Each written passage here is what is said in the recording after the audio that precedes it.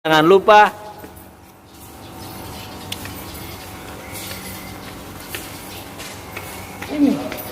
bilang like,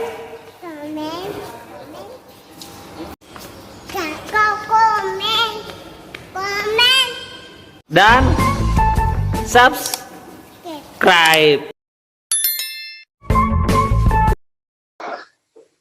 Saudara-saudara sekalian, kegagalan sistemik dari tata dunia baru itu sendiri, ya tadi faktor yang pertama adalah masih bertahannya warisan aspirasi untuk mengembalikan kejayaan masa lalu. Dan faktor yang kedua adalah kegagalan sistemik di dalam tata dunia itu sendiri memelihara keinginan untuk mewujudkan kembali kejayaan masa lalu itu sendiri, ya, untuk memperjuangkan kembalinya kejayaan masa lalu. Nah, ini yang membangkitkan kecenderungan radikalisme di antara kelompok-kelompok agama. Nah, begitu juga ini kemudian menjadi ancaman bagi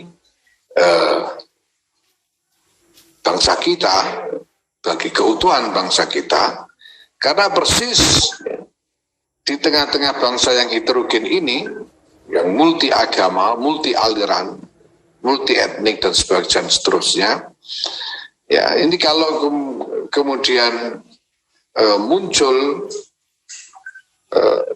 gerakan kelompok-kelompok radikal yang ingin kembali kepada format sosial politik masa lalu sebelum Perang Dunia Pertama, jelas ini menjadi ancaman besar untuk kita semua.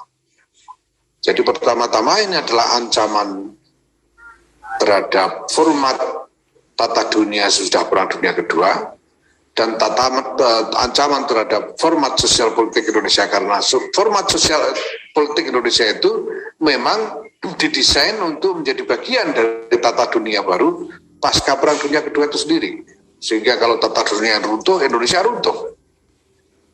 Nah, saudara sekalian, maka saya ingin katakan bahwa pertama, kita tidak bisa pisahkan antara problem radikalisme transnasional dengan problem radikalisme domestik, ya, yang muncul di Indonesia sendiri. Karena itu satu garis, satu benang merah.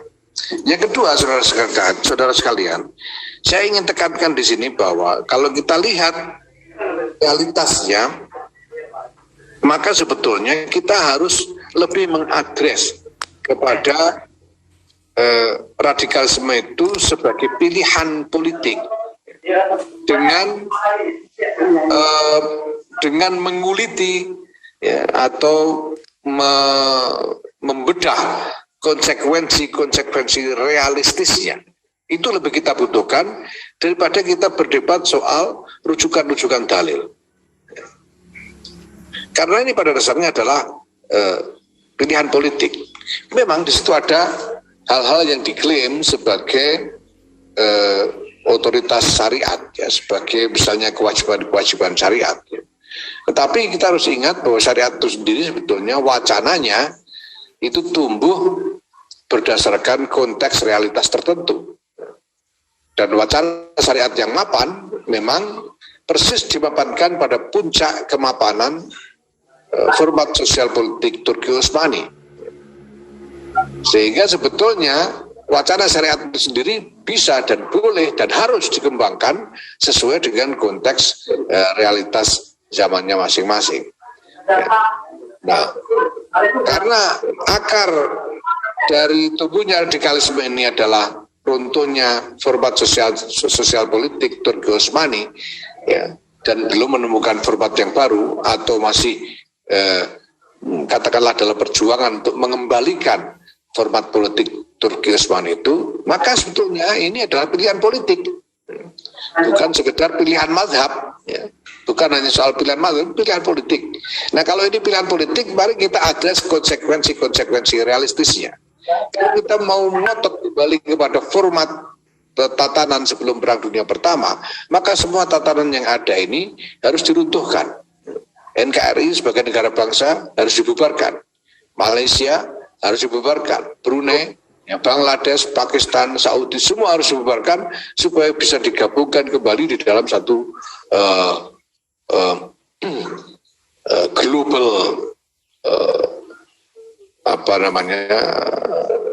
global construct ya,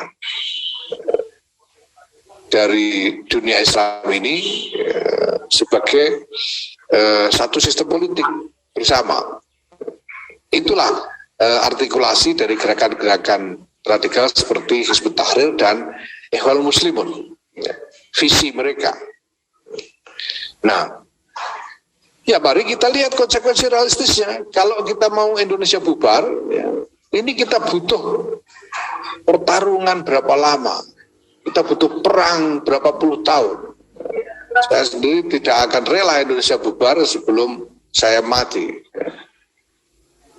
Begitu juga Malaysia, begitu juga Brunei, begitu juga yang lain-lain. Di tengah-tengah perkembangan teknologi militer yang sudah sedemikian advance, ya, sedemikian maju, sehingga ya orang bisa menciptakan kerusakan yang besar sekali. Hanya dengan sekali biji tombol menciptakan kerusakan dan korban yang luar biasa. Kalau dulu Perang Dunia Pertama itu orang berperang masih pakai bedil yang disogok-sogok itu. Sekarang ini kita sudah punya senjata nuklir, senjata biologis, dan lain sebagainya. Berbahaya sekali. Ya, kalau kita membiarkan terjadinya konflik universal. Nah, konsekuensi realistis semacam ini harus kita address sekarang. Apa kita mau hidup di dalam peperangan abadi, ya, atau kita mau ciptakan satu dunia baru yang lebih damai, yang di situ setiap orang walaupun berbeda satu sama lain bisa meneruskan hidup dengan damai, ya, tanpa konflik. Jadi kita dihadapkan pada pilihan, apakah kita ini harus terus melawan untuk menghancurkan, atau mari kita berkontribusi saja untuk menyempurnakan. Saya kira daripada kita hancur-hancuran, meruntuhkan seluruh kita ikut menyumbang ya, untuk menyempurnakan peradaban dan tata dunia baru yang memang belum sempurna ini. Ini saya kira saudara sekalian yang bisa saya sampaikan. Kalau diperlukan adanya dialog diskusi, silahkan. Terima kasih. Assalamualaikum warahmatullahi wabarakatuh. Kita lanjutkan dari Konawe. Ya, terima kasih kesempatan yang saya berikan. Assalamualaikum warahmatullahi wabarakatuh. Ya, jadi saya langsung saja perkenalkan diri. Nama saya Ashar dari Stai Rawau Konawe Selatan, Provinsi Sulawesi Tenggara. Ya, yang saya di sini cuma banyaknya di mana ada paham-paham yang di luar dari ini adalah radikalisme dan komunisme. Nah, jadi di sini yang saya pertanyakan di sini adalah radikalisme. Bagaimana apakah orang yang mengkritik kebijakan pemerintah dalam hal sosial politik itu dikatakan radikalisme? Seperti banyak kasus yang lagi trending bulan-bulan kemarin itu terkait dengan kasus HRS itu. Bagaimana tanggapan Pak Kiai terkait dengan hal itu? Terima kasih. Akhir kata bila taufik wal hidayah. Wassalamualaikum warahmatullahi wabarakatuh. Terima kasih.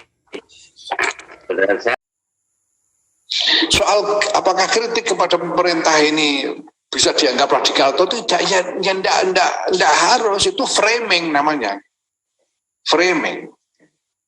Asalkan tidak membawa identitas agama, kritik apapun kepada pemerintah itu sebetulnya ya wajar, karena memang ada banyak kekurangan. Ya, namanya pemerintah yang sempurna itu tidak pernah ada. Pemerintah yang sempurna itu tidak pernah ada di dunia ini. Ya, tidak pernah ada. Jadi kritik kepada pemerintah itu memang wajar dan dibutuhkan. Tapi jangan kemudian kritik kepada pemerintah ini dibungkus-bungkus dengan identitas agama. Wah, ini gara-gara presidennya kafir misalnya, atau gara-gara presidennya munafik, begini. Nggak usah begitu. Masalahnya apa? Masalahnya ketimpangan ekonomi, mari bicara ketimpangan ekonomi. Masalahnya kerusakan alam, mari bicara kerusakan alam. Masalahnya lemah kekurangan dalam sistem pendidikan, mari kita bicara sistem pendidikan. Tidak perlu, ya sekali lagi, tidak perlu kita bingkai itu ke dalam politik agama atau politik identitas. Ini yang penting. Kita mahasiswa harus kritis dong. Mahasiswa intelektual harus kritis, tidak boleh hanya menyetujui semua yang dibawa oleh pemerintah. Harus melihat lebih jauh di mana kekurangannya, sekaligus bagaimana cara menyempurnakannya, itu harus dipikirkan. Dan orang yang melakukan itu ya tidak bisa begitu saja disebut radikal. Enggak. Yang radikal itu kalau menghubungkan konflik politik dengan identitas agama, itu jadi radikal. Yang radikal itu kalau menuntut dibubarkannya NKRI digantikan dengan khilafah, itu yang radikal. Maka saya bilang kalau soal perbedaan furu'iyah, oke, ya, saya bilang soal jidat hitam itu kenapa diurus? Itu jidat-jidatnya sendiri. Celana cingkrang-cingkrangnya itu celananya sendiri, nggak usah kita urus. Asalkan tidak mengganggu NKRI, tidak mengganggu Pancasila, Undang-Undang Dasar 45, ya, tetap memegang teguh Bhinneka Tunggal Ika, ya sudah, kita semua adalah warga negara yang setara di depan hukum. Saya kira itu saja ukurannya itu. Terima kasih.